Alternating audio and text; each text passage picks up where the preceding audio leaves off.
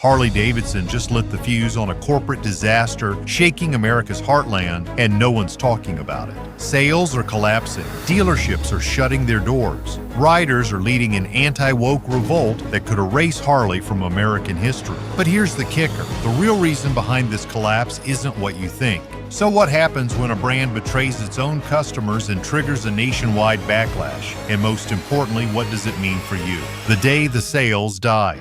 It wasn't a slow decline, it was a sudden collapse. For years, industry analysts and loyal riders whispered about Harley Davidson's fading relevance, but no one expected the bombshell that dropped in the fourth quarter of 2024. That earnings call wasn't supposed to change everything, but it did.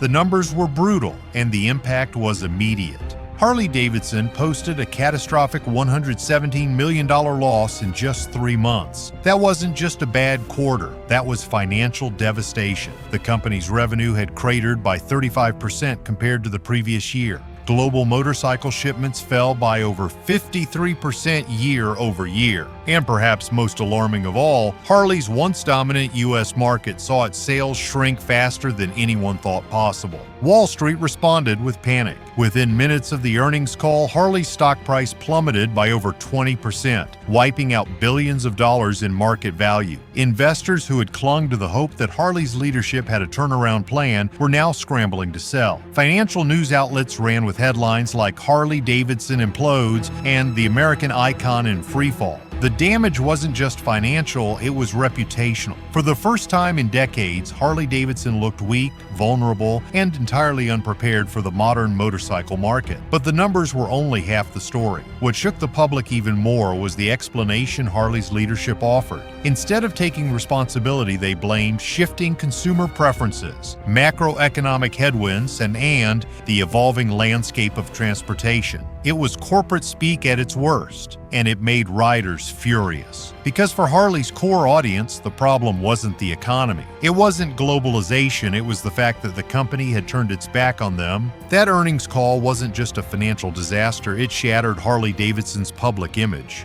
Riders, investors, and even longtime employees finally saw the truth. The Harley they loved no longer existed. And that realization sparked something no one at corporate headquarters could have predicted. But if Harley thought the backlash would stop at Wall Street, they were dead wrong. Because the real firestorm was just getting started, and it came from their own customers. I think the people that ride Harleys are not happy with Harley Davidson, and I wouldn't be either. It's time to gun the engines, not put on the brakes.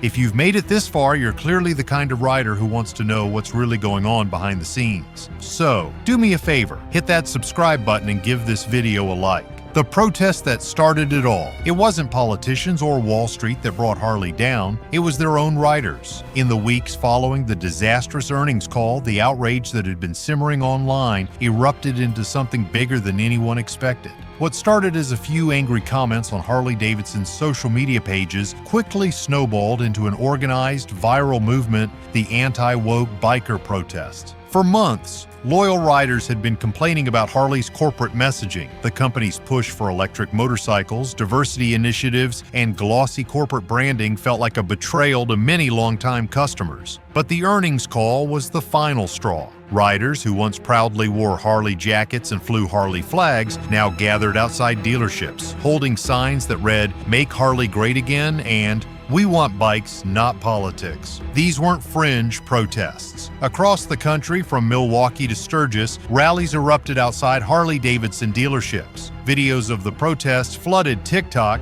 Instagram, and Facebook, racking up millions of views. Influential motorcycle YouTubers and podcast hosts joined in, amplifying the message. Harley Davidson had lost its way. What shocked corporate headquarters wasn't just the protests themselves, it was how fast they spread. Within a month, over 200 dealerships reported disruptions. Riders were showing up not to buy bikes, but to demand answers. The protests were more than a PR nightmare. They were a wake-up call that Harley Davidson's core audience was done being ignored, and yet the company's leadership remained silent, hoping the outrage would burn out. But it didn't. While Harley's leadership tried to weather the public protests, a quieter, more dangerous rebellion was brewing, one that started inside their own dealerships. Dealers in revolt. The silent backlash. While the protests grabbed headlines, Harley's own dealers launched a secret rebellion. Beneath the surface of public outrage, something even more damaging was unfolding. Dealerships were quietly fighting back against the corporate policies they felt were killing their business. For years,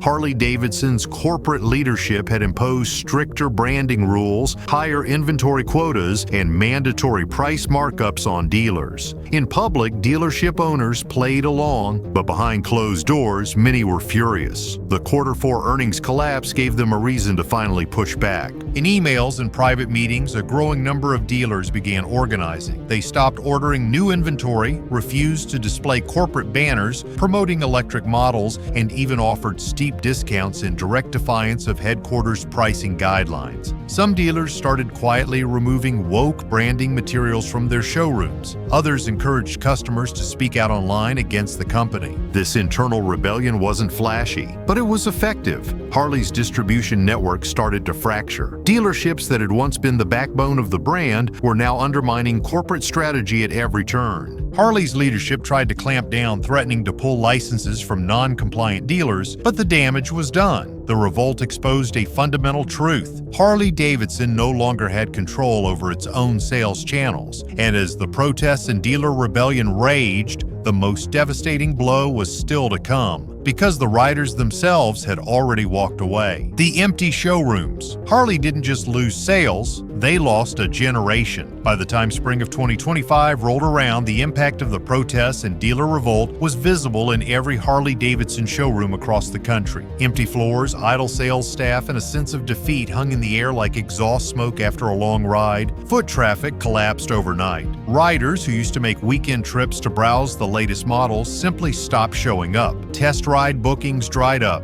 Dealerships reported a 50% drop in showroom visits compared to the previous year. And worse, internal data leaked from Harley's Milwaukee headquarters revealed something even more alarming: a dramatic decline in first-time buyers. The numbers told a brutal story. Dealerships that used to move 200 bikes a month were now struggling to sell 50. High-margin accessory sales dried up. Service department revenue plummeted. And while corporate leaders insisted things would turn around, dealership owners knew better. This wasn't a downturn. It was a collapse. The anti-woke protests, the dealer rebellion, and the disastrous earnings report had combined to create the perfect storm. Harley Davidson wasn't just facing financial trouble, it was facing cultural extinction. But as devastating as the protests and sales collapse were, they were only the beginning, because what happened next would tear Harley's leadership apart from the inside. The CEO's tone-deaf response. It should have been an opportunity to calm the storm. Instead, Harley Davidson's leadership threw fuel on the fire.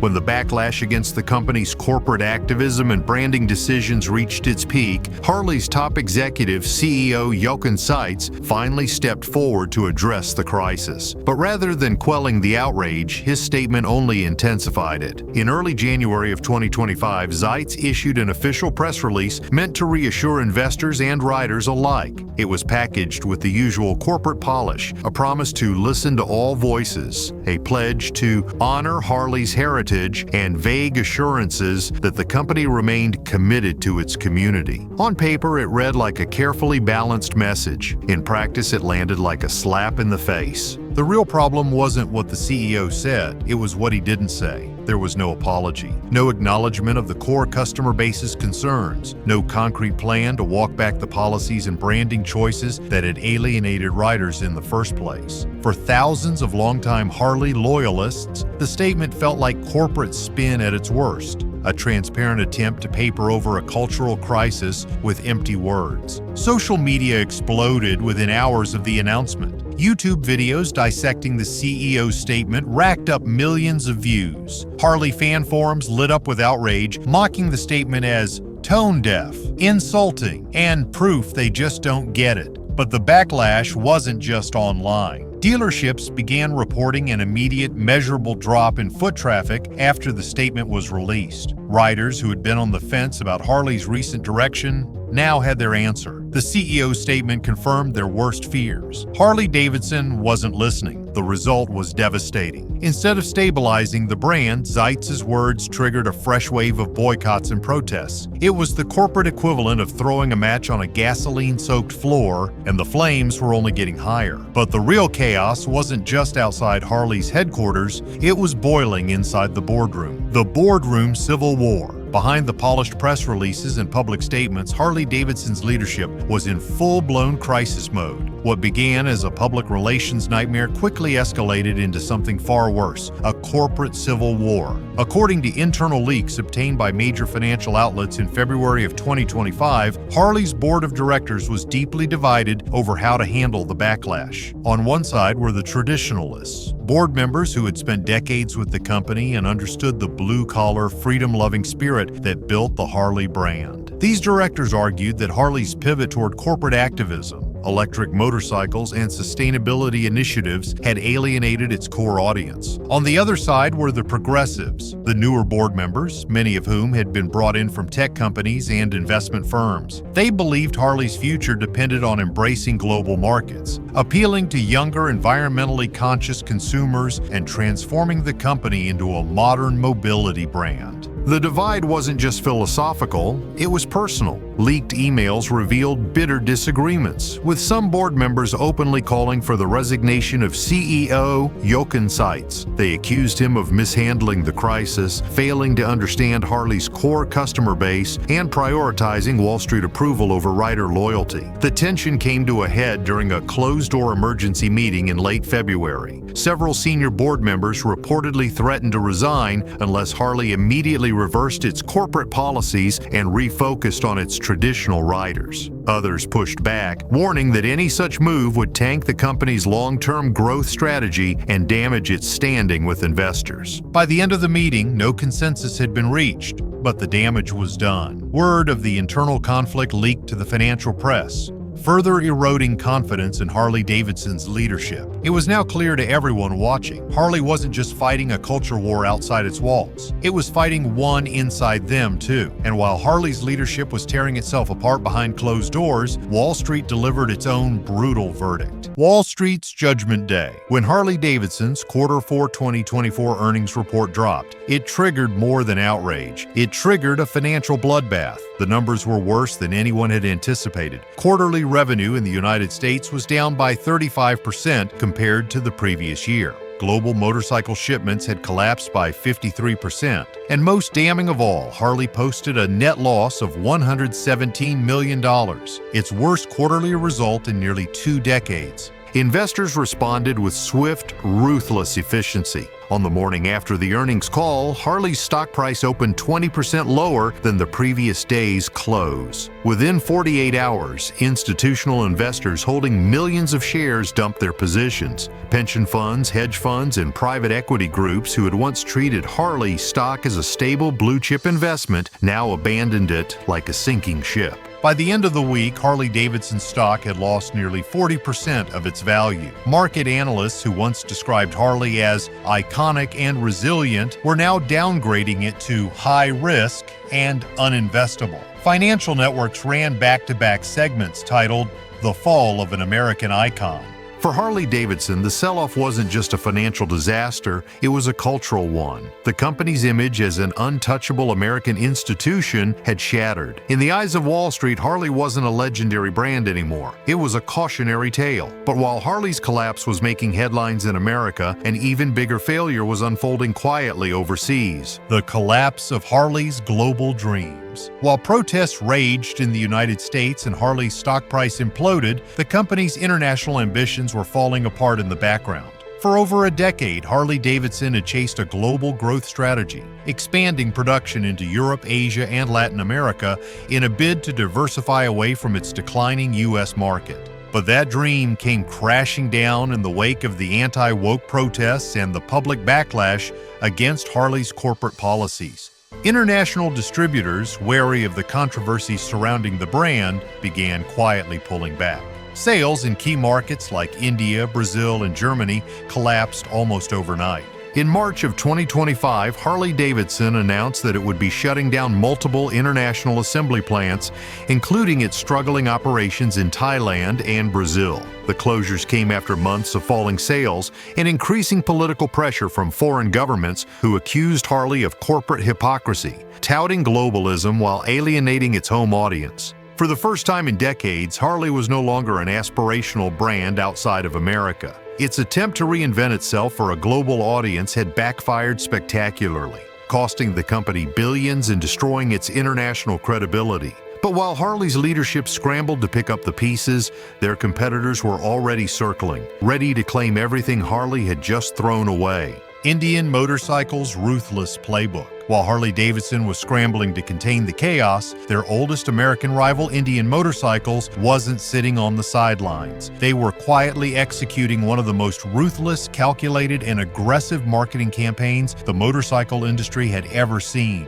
The moment Harley's sales started slipping, Indian saw an opportunity not just to grow their market share, but to permanently steal Harley's customers. Indian didn't waste time. Their strategy was simple but devastating. Go after Harley's loyal base, the disgruntled blue-collar riders, veterans, and middle-aged bikers who felt betrayed by Harley's corporate decisions. Indian targeted them with laser precision, launching ads across Facebook, YouTube, and local news sites that read, "Still American, still loud, no corporate nonsense." It was a direct jab at Harley's DEI policies and corporate image shift. But Indian didn't stop at marketing. They aggressively recruited Harley dealerships who were facing bankruptcy and offered them incentives to switch. Entire showrooms flipped overnight, with Harley signage replaced by Indian's classic red branding. Indian knew the game wasn't just about selling bikes, it was about cultural loyalty. So they backed their sales pitch with community-driven events, free demo rides, and bike rallies that Harley used to dominate.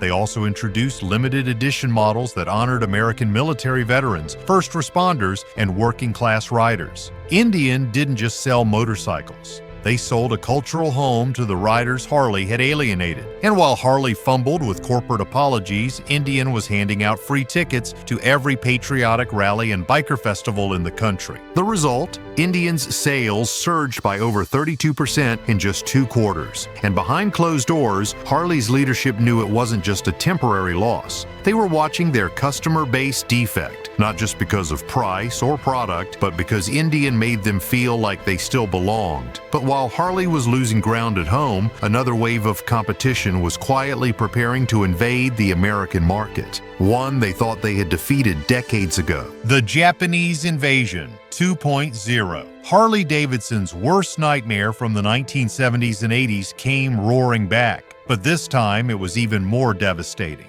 Back then, it was Honda, Yamaha, Suzuki, and Kawasaki flooding the market with smaller, cheaper, more reliable motorcycles. Harley barely survived that first invasion, but in the 2020s, the Japanese brands returned with a new strategy and a far sharper knife. While Harley struggled under the weight of corporate controversy and collapsing sales, the Japanese manufacturers sensed blood in the water. Their strategy wasn't to compete with Harley's outdated image, it was to offer exactly what the modern rider wanted: affordable, reliable, technologically advanced cruisers and touring bikes that didn't come with Harley's baggage. Honda relaunched its Rebel series with aggressive pricing and sleek, modern design aimed directly at younger, first-time riders who found Harley's image out of touch. Kawasaki reintroduced the Vulcan lineup, emphasizing value, performance, and low maintenance. Yamaha's Bolt models undercut Harley's Sportster lineup on both price and reliability. But the real masterstroke was how these Japanese brands targeted Harley's collapsing audience. They launched ad campaigns aimed at disillusioned Harley riders, highlighting how their bikes were more affordable, more dependable, and less political. Social media influencers in the motorcycle community began reviewing Japanese cruisers with titles like "Why I Ditched My Harley for a Honda." The numbers spoke volumes. Between 2023 and 2024, Japanese cruiser sales surged by 27% in the American market.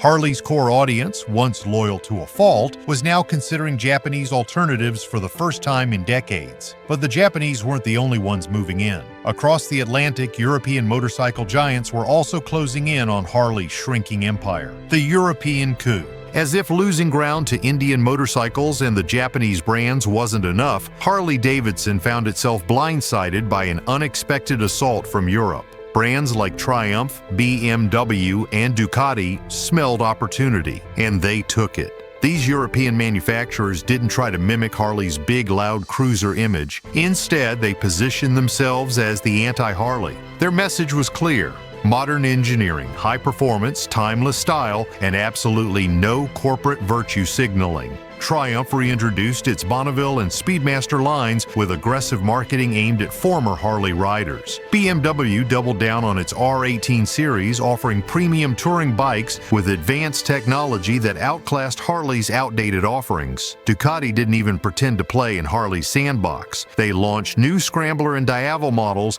with unapologetic performance and design flair that Harley couldn't match. More importantly, these brands stayed out of the culture war. They sold bikes, not political statements. And that neutrality was exactly what thousands of riders were looking for. European brands started dominating motorcycle meetups and rallies. Riders who once pledged loyalty to Harley began showing up on Triumphs and BMWs, praising their performance, affordability, and simplicity. By late 2024, European motorcycle sales in the United States had surged by 31%. Harley's collapse wasn't just about American rivals, it was now a global rout. But Harley's biggest competitor wasn't just foreign brands or shifting cultural winds, it was something much closer to home, quietly eroding their business from the inside. The used market wildfire. In the middle of the brand's cultural collapse, there was one competitor Harley Davidson couldn't outmaneuver: their own used motorcycles. As sales of new bikes tanked and foot traffic at dealerships dried up, the used market exploded into a full-blown wildfire. It started subtly. Riders who once saved for years to buy a brand new Harley realized something shocking. The used market was flooded with high-quality Harleys from the last 2 decades. Many of these bikes were meticulously maintained, customized, and available for a fraction of the price of a new model. The numbers were brutal. By 2024, used Harley listings on online marketplaces had doubled year over year. Prices for 5-year-old Softails and Road Glides were as much as 40% lower than showroom models. With no dealership fees,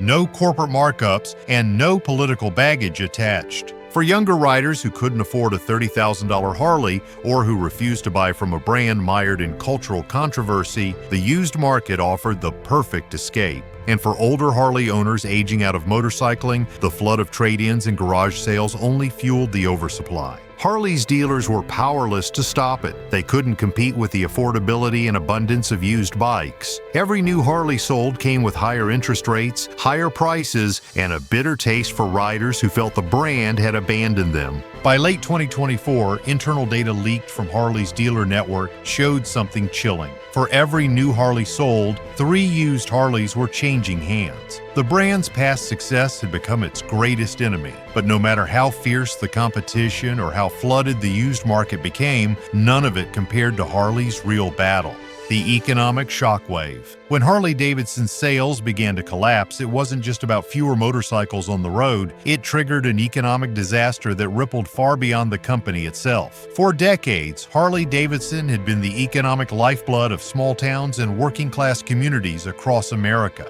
Its factories, dealerships, and supply chains kept thousands of Americans employed and countless small businesses alive. But when the backlash hit, all of that began to crumble. The first signs came in late 2024, when dealership closures quietly started making headlines. Locations that had survived recessions, trade wars, and market crashes were now shutting their doors. In places like Fullerton, California, and Alexandria, Louisiana, dealerships that had been part of their communities for generations went dark. Employees were laid off. Local mechanics, gear shops, and small diners that catered to Harley riders saw their customer base disappear overnight. It wasn't just the dealerships. Harley's factories began cutting shifts and laying off workers. Entire communities in Wisconsin, Pennsylvania, and Missouri felt the blow as manufacturing plants reduced output or closed entirely. These were not just jobs, they were family legacies. Generations of workers who had built Harley Davidson motorcycles with pride were suddenly facing unemployment. And while corporate executives tried to spin the crisis as a temporary setback, the reality on the ground was clear. This wasn't just a financial problem, it was a cultural and economic collapse that left entire communities reeling. But even after all the protests, economic losses, and cultural backlash, one question remained. Could Harley Davidson ever come back from this? Can Harley ever come back? After all the protests faded, the factories shut down, and the headlines disappeared, Harley Davidson faced one final question. Could they ever recover? Could the most American of brands rebuild what they had lost? Or was this truly the end of the road? The answer wasn't simple. For Harley to survive, they would need to make the most painful, difficult decisions in their history. First, they would need to abandon the corporate activism strategy that had triggered the backlash in the first place. No more empty statements, no more social justice campaigns that alienated their core audience. Instead, Harley would have to return to their roots, to the blue-collar workers, veterans, and working-class riders who made the brand what it was. Second, Harley would need to rethink their product strategy. That meant lowering prices, eliminating predatory dealership fees, and making their bikes affordable again for everyday Americans. It meant putting real riders back at the center of the company, not Wall Street investors. Third, Harley would need to fix their dealership model. Transparency, fairness, and respect for customers would need to replace the greed and corporate overreach that had defined their recent years. And now, I want to hear from you. Do you think Harley Davidson can make a comeback? Or is this really the end of the road? Drop your thoughts in the comments below and let's talk about it. And if you want to keep up with the real story behind America's biggest motorcycle brand, make sure to hit that subscribe button and give this video a like. We've got a lot more coming your way.